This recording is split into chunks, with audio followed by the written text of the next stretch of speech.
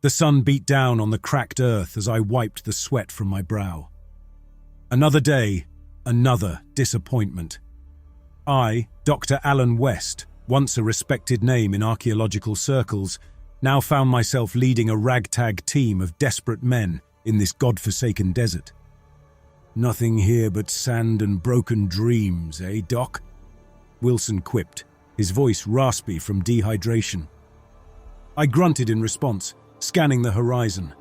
Our funds were drying up faster than the rare puddles after a desert storm. One more week, maybe two, before we'd be forced to abandon the dig. My reputation, already in tatters, wouldn't survive another failure. "Keep digging," I ordered. "We're close, I can feel it." Lewis, our physicist-turned-reluctant archaeologist, snorted. "You've been saying that for weeks, West. Face it, there's nothing here but—" His words cut off abruptly as his shovel struck something with a resounding clang. We froze, exchanging glances of disbelief.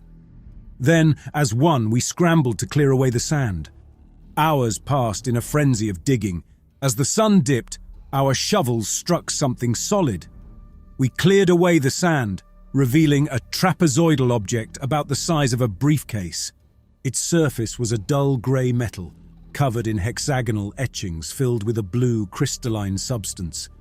The etchings formed repeating geometric patterns, circles within triangles, spirals terminating in sharp angles. When I focused on one section, the adjacent areas seemed to ripple in my peripheral vision. Running my fingers over it, I felt subtle vibrations, as if a weak electric current pulsed beneath the surface. "What the hell is it?" Wilson whispered, voicing the question on all our minds. This discovery could resurrect my career, validate years of research and ridicule. Yet something about the object felt wrong, dangerous even. I pushed the thought aside. We couldn't afford caution, not now. "Lewis, what do you make of these markings?" I asked, gesturing to the strange inscriptions. Lewis leaned in, his face inches from the surface. He traced the patterns with a dirt-stained finger, muttering equations under his breath. Pulling a compact scanner from his pocket, he waved it methodically over the object. The device emitted a series of high-pitched beeps, its screen flashing with rapidly changing numbers.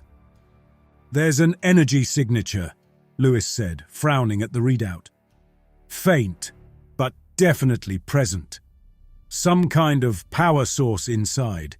But the composition, it doesn't match anything." "We need to study this further before we do anything rash," I said, more to convince myself than the others. Wilson scoffed. "Rash? Doc, this is our ticket out of this hellhole. We need to activate it, see what it does." "And risk destroying it," Lewis countered. I held up a hand, silencing their argument. "We'll set up camp here tonight. Tomorrow, we'll begin proper analysis. No one touches it until we know more. Understood?" They nodded reluctantly, but I could see the spark of greed in Wilson's eyes. That night, I tossed and turned, plagued by vivid dreams of shifting realities and grotesque creatures lurking just beyond the veil of our world. When I finally drifted off, it was to the sensation of being observed by countless unseen eyes. Dawn broke, painting the sky in blood and fire. We gathered around the artifact. Lewis's instruments beeped, struggling to make sense of the readings. Wilson shouldered past us. "Enough of this egghead bullshit. Let's see what this baby can do." His hand slammed down on what looked like an interface panel, and the world around us erupted into chaos. A blinding light engulfed us, and I felt a dizzying lurch as if reality was being torn apart.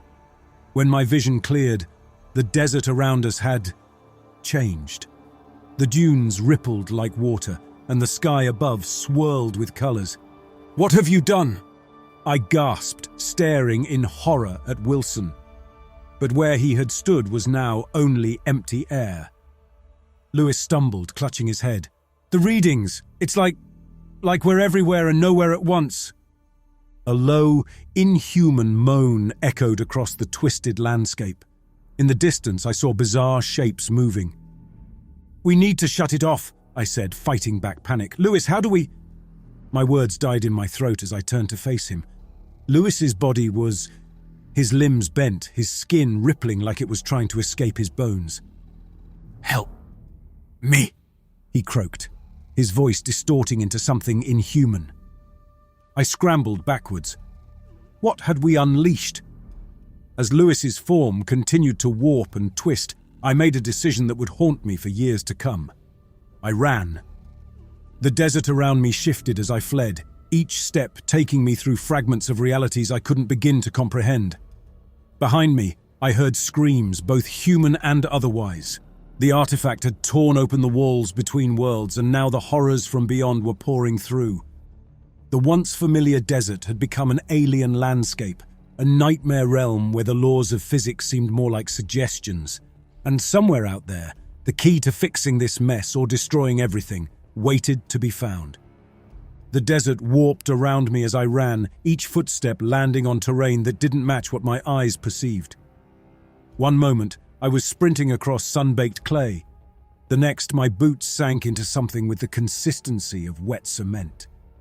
The sky above flickered between intense darkness and a kaleidoscope of surreal colors. I forced myself to stop. The artifact site was nowhere in sight. Had I run for minutes or hours, time felt as unstable as the ground beneath my feet. "Lewis! Wilson!"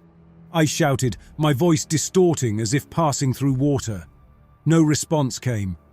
Movement caught my eye. About 50 meters away, a patch of air shimmered like a heat mirage. As I watched, it tore open like a jagged wound, revealing a vista of twisting, non-Euclidean structures. Something was coming through. Instinct took over. I dove behind a nearby rock formation, one that resembled a tower of stacked cubes. From my hiding spot, I watched as a creature emerged from the rift. Its body was composed of overlapping planes that seemed to phase in and out of existence.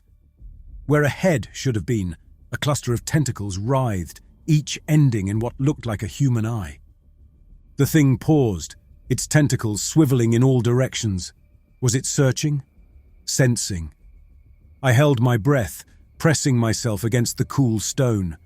After a while, it moved on, gliding across the landscape without seeming to touch the ground. Once it was out of sight, I let out a shaky exhale. "Focus, West," I muttered to myself. "You need a plan." I took stock of my resources. My pack was gone, lost in the initial chaos. All I had was what was in my pockets: a multi-tool, a half-empty water bottle, and my satellite phone. I pulled out the phone, hoping against hope for a signal. The screen lit up, but instead of the usual interface, it displayed a series of rapidly changing symbols that resembled the etchings on the artifact. An idea struck me. I might not be able to call for help, but perhaps I could use the phone to track the energy signature of the artifact. If I could find it again, maybe I could figure out how to reverse what we'd done. I pried open the back of the phone with my multi-tool and began to rewire it, grateful for the basic electronics training I'd received years ago. As I worked, I reflected on the choices that had led me here. My obsession with proving my theories about ancient civilizations had blinded me to the risks. I'd pushed too hard, ignored the warning signs. And now, who knew how many realities were bleeding into each other because of our actions? A spark from the jury-rigged phone jolted me back to the present. The screen wavered, then stabilized, showing a dot about 2 kilometers to the east. It had to be the artifact. I stood, surveying the landscape. The route to the artifact was a nightmare of shifting terrain and spatial anomalies. And who knew what other entities might be out there, drawn to this wound in reality? I double-checked my tracker and set off towards the dot. With each step, the world around me grew stranger. Gravity fluctuated wildly. One moment I felt light as a feather, the next I could barely lift my feet. The air itself seemed to thicken and thin unpredictably, making breathing a constant challenge. What had happened to Lewis and Wilson? Had they been pulled into another reality, transformed like the creature I'd seen, or had they suffered an even worse fate? A distant scream cut through the air, human but distorted. I froze, straining to pinpoint its source. It came again, closer this time, filled with agony and terror. Part of me wanted to run towards it, to help whoever was in trouble. But the rational part of my brain knew that would likely only get me killed, or worse. "I'm sorry," I whispered, forcing myself to keep moving towards the artifact's signal. The scream came a third time, right behind me. I whirled around, but there was nothing there. Just another trick of this fractured reality. The dot on my tracker grew stronger, and I allowed myself a glimmer of hope. Maybe I could find a way to close these rifts and set things right. As I crested a hill that hadn't been there a moment before, I saw it. The artifact hovered about a meter off the ground, surrounded by a maelstrom of swirling energy. Rifts in reality opened and closed around it like a cluster of hungry maws. I approached cautiously, the hum of power growing to a physical force that made my teeth vibrate. This close, I could see that the artifact's surface was alive with movement, the etchings flowing like quicksilver. Now came the hard part. How the hell was I supposed to deactivate this thing? As I stood there, paralyzed by indecision, a familiar voice called out from behind me. "Took you long enough, Doc." I spun around to see Wilson standing there, a twisted grin on his face. But something was very, very wrong. His eyes glowed, and his skin seemed to ripple as if something was moving beneath it. "Wilson," I said, taking a step back. "What happened to you?" He laughed, a sound that sent chills down my spine. "I've seen the truth, West. The universe is so much bigger, so much more beautiful than we ever imagined. And now, thanks to us, it's all coming together." As he spoke, his form began to warp, taking on aspects of the creature I'd seen earlier. I realized with horror that Wilson, or whatever was wearing his skin, was just the beginning. The barrier between realities was collapsing, and if I didn't find a way to stop it, our entire universe would be consumed. With a silent prayer to whatever might be listening, I reached out towards the artifact, ready to either save the world or die trying. As my hand approached the artifact, a surge of energy knocked me backwards. I hit the ground hard. The thing that used to be Wilson stood over me, its form now barely recognizable as human. "You can't stop it, West," it hissed, voice layered with inhuman frequencies. "The convergence has begun."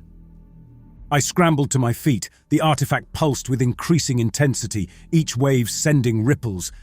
I needed a way to disrupt its energy pattern, but how? A memory surfaced. Lewis's scanner, detecting a power source. If I could disrupt its frequency. I jumped for the artifact again, this time focusing on the hexagonal etchings filled with blue crystal. The Wilson thing grabbed my ankle, its touch searing my skin. I kicked free, my boot connecting with a mass of writhing tendrils, and pressed my palm against the largest crystal formation. A jolt of energy surged through my arm. My vision dimmed, replaced by a stream of complex equations and alien geometries. Fighting against the mental onslaught, I forced myself to analyze the patterns. There, a rhythmic pulse in the energy flow. If I could introduce a counter-frequency, I began to tap on the crystal's surface, matching its pulse but slightly offbeat. The artifact vibrated, its hum changing pitch. Wilson drew back, emitting a sound that distorted the air around us. As I continued the discordant tapping, cracks appeared in the crystal. The artifact's glow weakened, flashing erratically. Wilson charged at me, his form twisting. Just as he was about to reach me, the largest crystal shattered. A wave of null energy pushed outward, cancelling the artifact's effects. Everything went silent. I regained consciousness gradually, the desert heat suffocating me. The artifact lay nearby, its surface now dull and fractured. How long had I been out? Hours? Days? Slowly, I sat up, taking stock. My body ached, and my right arm was covered in spiraling scars where I'd touched the artifact. Of Wilson and the dimensional rifts, there was no sign. The artifact lay inert beside me, its surface now dull and lifeless.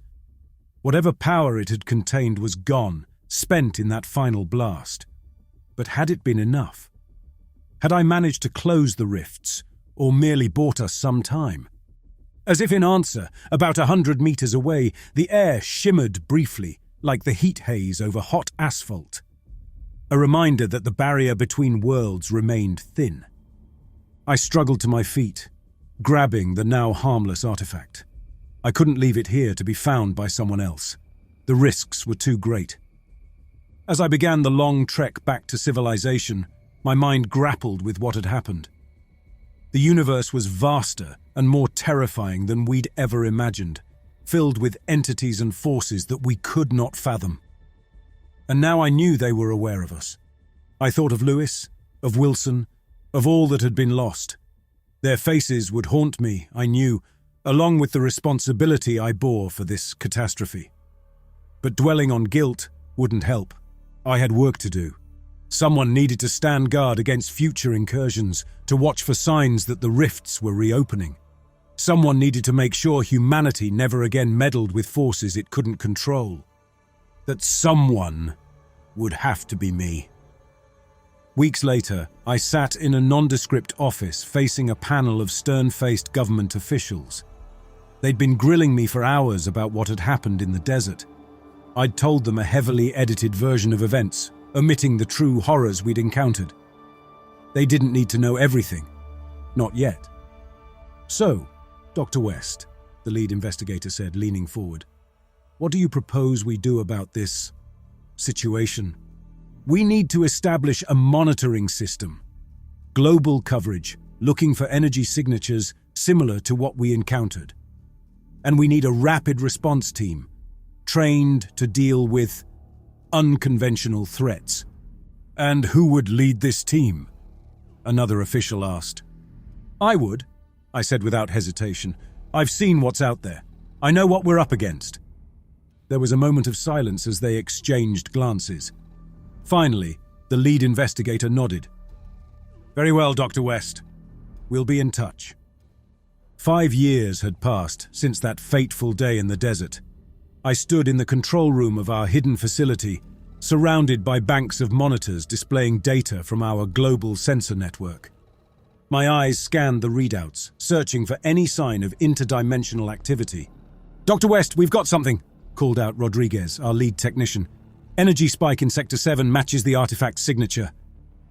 I moved to his station, examining the data. The familiar cold dread settled in my stomach. Location: Northern Siberia, middle of nowhere. I grabbed the secure phone, punching in a familiar number. This is West. We have a situation. Prepare the team for immediate deployment. Within an hour, our response team was airborne. I stood at the rear of the transport, briefing the grim-faced operatives. These men had seen things that would break most people, yet they followed orders without question. Remember, containment is priority 1, I said, my voice hard. Understood? They nodded silently. They knew the stakes. As we approached the drop zone, I felt the familiar tingling in my scarred arm. Over the years, I'd learned to interpret these sensations. This one spelled trouble. We landed in a snow-covered clearing. The energy readings led us to an abandoned Soviet-era research station. As we approached, reality began to warp around us. The snow at our feet shifted between solid, liquid, and gas with each step. We breached the facility, moving through corridors. In what must have once been a lab, we found the source of the disturbance. A swirling vortex of energy, similar to what I'd seen years ago, but smaller, controlled. And standing before it, manipulating some kind of device, was a face I never expected to see again. Lewis, I gasped. He turned, and I stepped back in shock. His body was a blend of human flesh and alien substances. Ah, West, he said, his voice overlaid with strange harmonics. I wondered when you'd show up. What have you done, Lewis? I demanded, signaling my team to hold position. What you were too afraid to do. I've learned to control it, West, to harness the power of the multiverse. You're insane, I said, raising my weapon. You have no idea what you're messing with. Oh, but I do, Lewis replied. And soon so will the rest of humanity. We'll ascend, become more than we ever dreamed possible." As he spoke, tendrils of energy began to seep from the vortex, coiling around him. I saw flashes of other realities through the rift, worlds of beauty and nightmare beyond imagination. "Last chance, Lewis," I warned. "Shut it down, or we'll do it for you." His face twisted into a sneer. "You always were a coward, West, afraid to embrace true knowledge." He raised his device, and the vortex began to expand rapidly. My team opened fire, but their shots seemed to bend around Lewis, disappearing into the rift. I had seconds to make a decision. If that portal fully opened, there'd be no stopping what came through. I thought of Wilson, of all the horrors I'd seen and the nightmares that still plagued me. I charged forward, tackling Lewis. We tumbled towards the vortex, his inhuman strength nearly overwhelming me. As we fell through the threshold, I caught a final glimpse of my team. Then we were falling through realities, tumbling through layers of existence never meant for human minds. Lewis's laughter echoed around us as our bodies were torn apart and reassembled with each passing moment. I don't know how long we fell, but eventually, we crashed onto solid ground. Slowly, I pushed myself up, taking in our surroundings. We were in a vast hall. The walls seemed to be made of some kind of living crystal. Lewis stood a few meters away, his form even more twisted and alien than before. He spread his arms wide, a maniacal grin on what was left of his face. "Welcome, West," he said, "to the heart of creation. Are you ready to become a god?" I staggered to my feet, my body racked with pain. Lewis turned to interface with some kind of crystalline console. I charged forward, my body still adjusting to this alien realm's physics.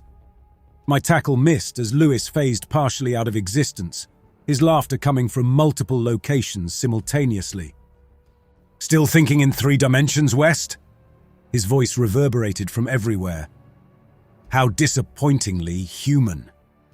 I spun around trying to track his movements. The hall shifted, its geometry rearranging. I focused on the console, reasoning it was the key to whatever Lewis was planning. As I approached it, pain shot through my scarred arm. The marks left by the artifact years ago began to glow. Instinctively, I pressed my palm against the console's surface. Information flooded my mind, glimpses of countless realities, the underlying structure of the multiverse, the true nature of time and space. It was overwhelming.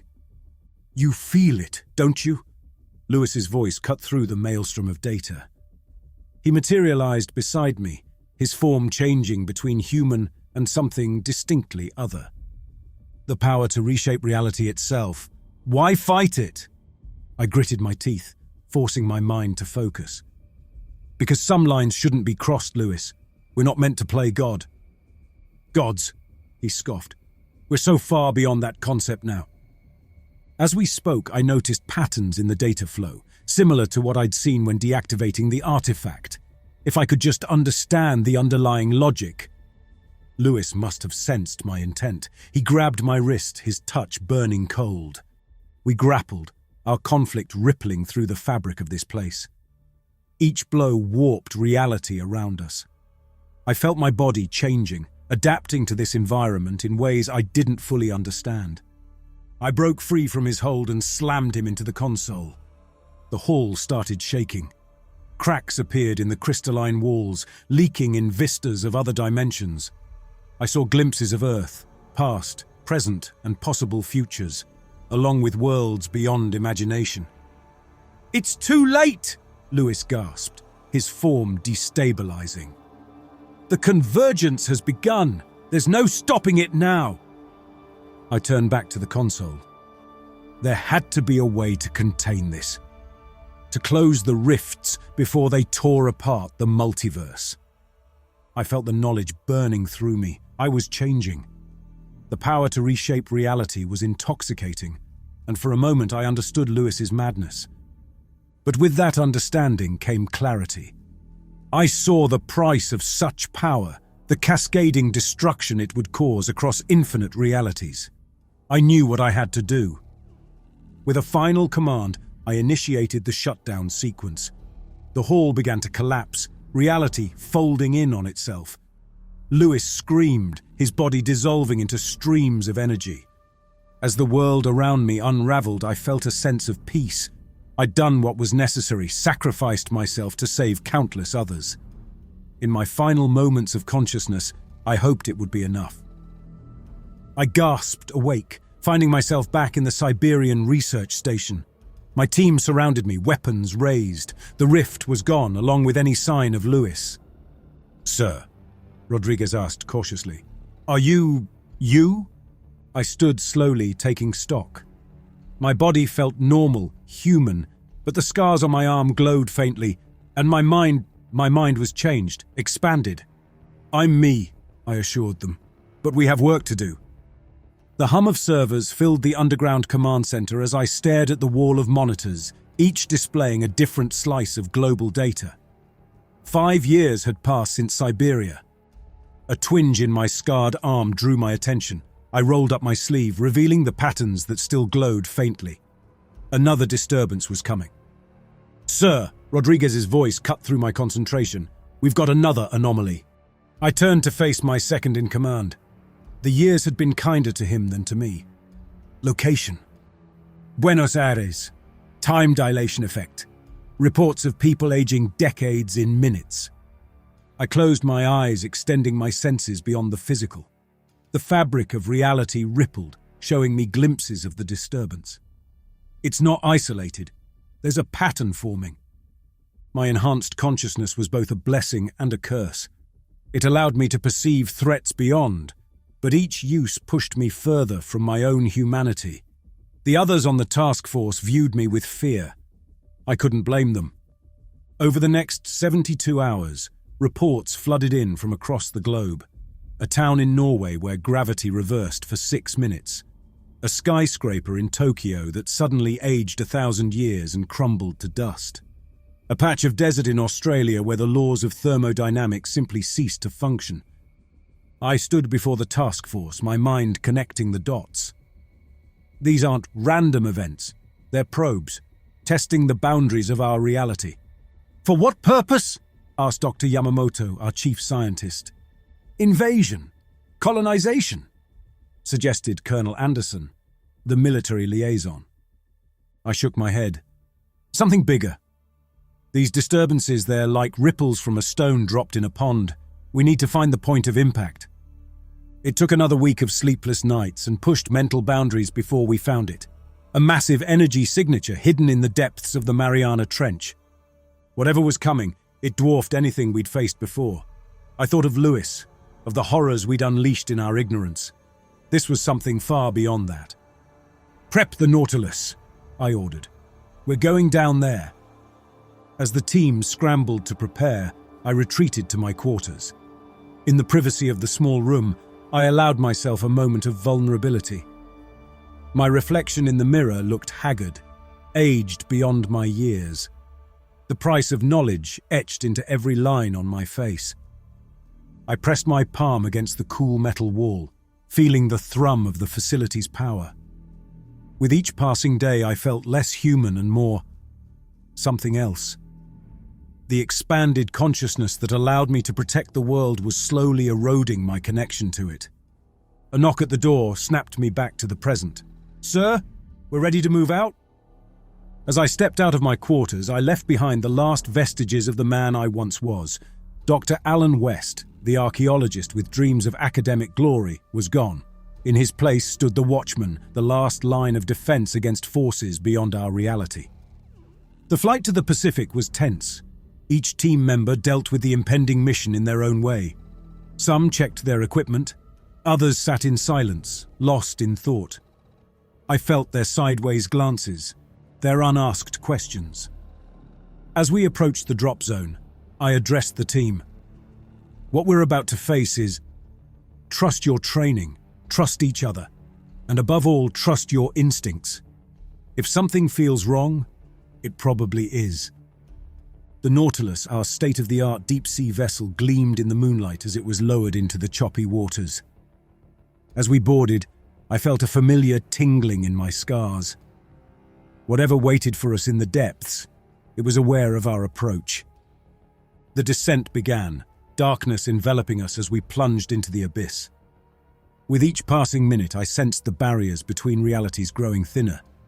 We were heading towards a nexus point, a place where the fabric of existence wore thin.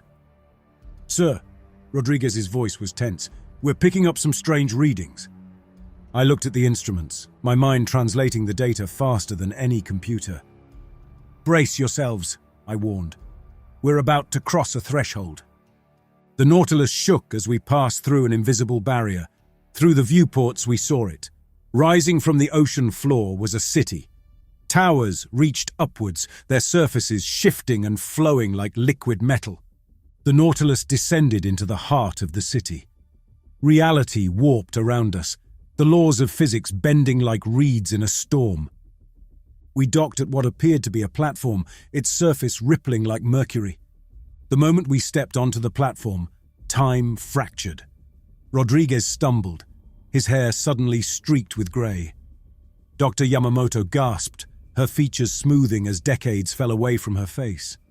Others experienced more drastic shifts. Anderson aged to a withered husk in seconds, while Taylor regressed to a child before our eyes. I alone remained unchanged, my expanded consciousness acting as an anchor in this sea of temporal chaos. "Stay close," I commanded, my voice steady despite the horror unfolding around me. "We move as one." We pressed forward into the alien cityscape. Buildings reshaped themselves as we passed, their geometries an affront to Euclidean space. At the city's core stood our destination, a massive structure that seemed to exist in multiple dimensions simultaneously. Its surface rippled with images from countless realities, glimpses of worlds both wondrous and terrifying. As we approached, I sensed a presence stirring. Not a physical entity, but something more vast and incomprehensible. It regarded us with a curiosity that felt almost predatory. Suddenly, the world around us shifted. We found ourselves reliving moments from our pasts, presents, and possible futures. I watched as alternate versions of myself played out before my eyes. The renowned archaeologist I might have been, the broken man I could become, paths both glorious and tragic. The others were lost in their own visions. Rodriguez wept as he embraced a family he'd never had. Yamamoto screamed, trapped in an endless loop of her greatest failure. Even the de-aged Taylor stared in wonder at a future self accepting a Nobel Prize. I gritted my teeth, forcing my mind to focus through the onslaught of possibilities. This was a test, a way for the entity to understand us. And in that understanding, I sensed a terrible purpose forming.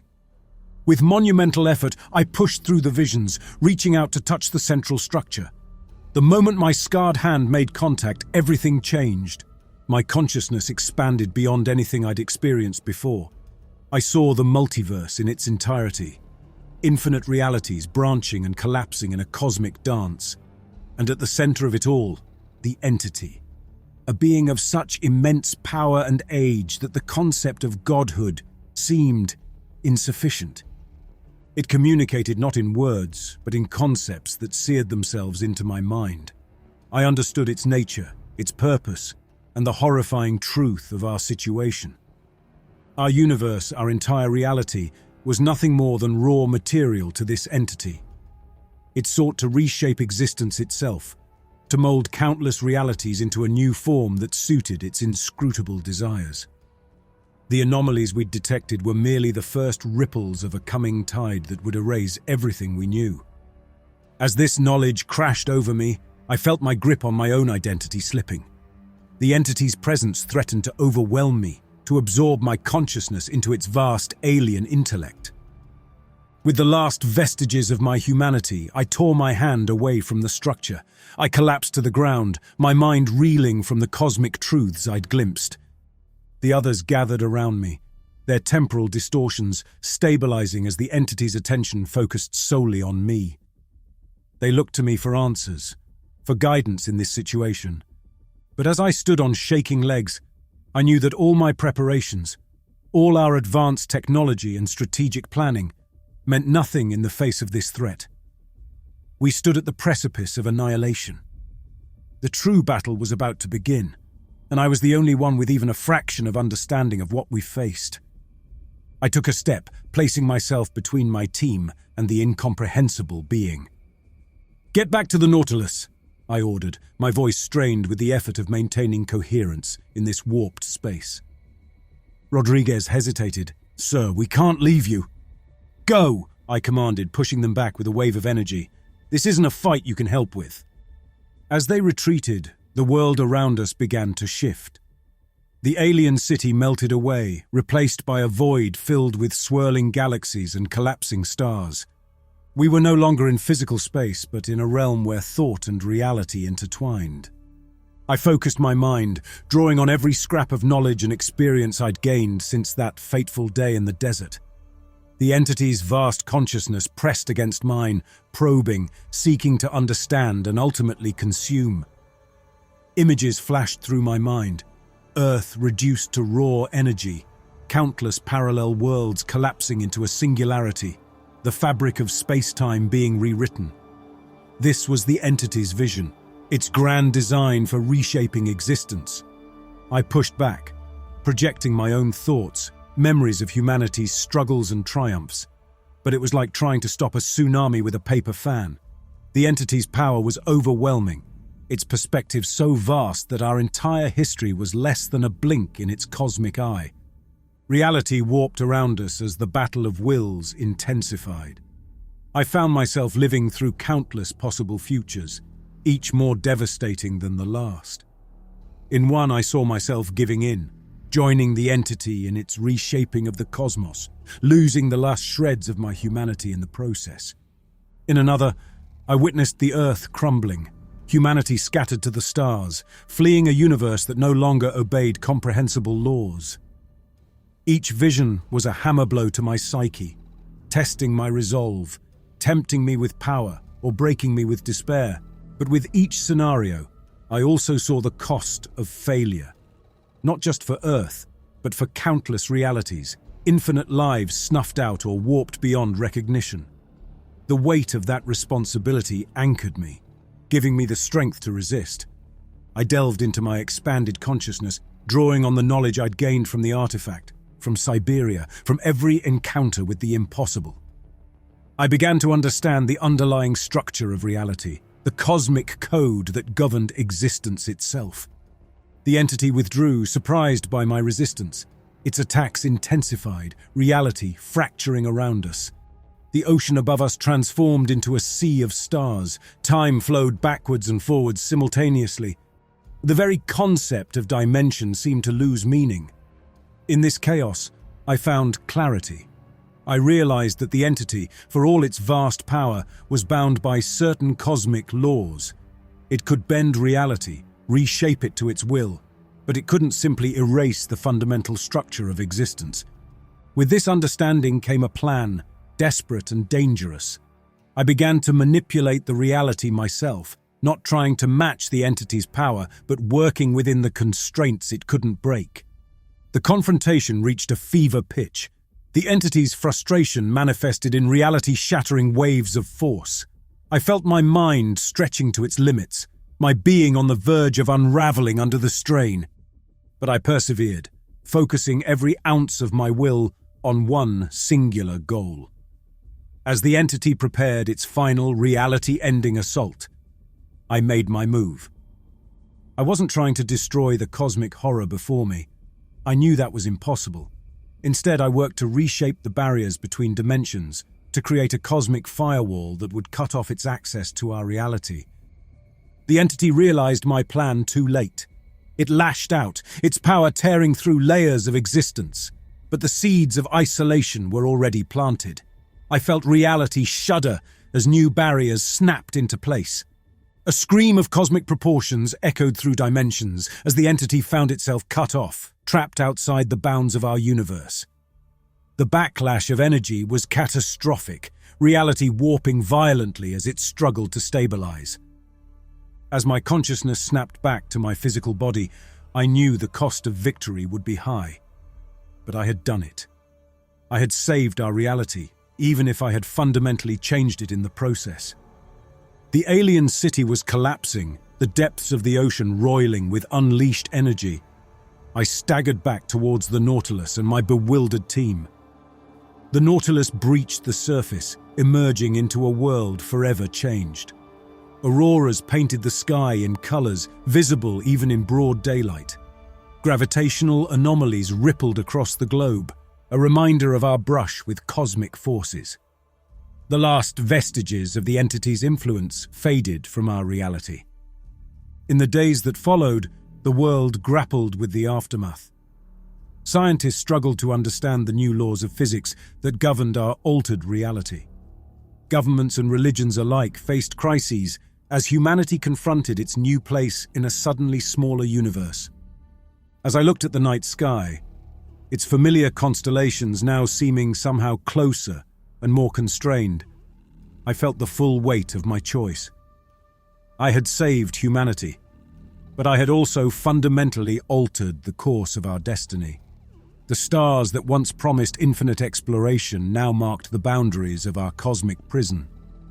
Yet, as I observed humanity adapting, innovating, and pushing against these new limits, I felt hope.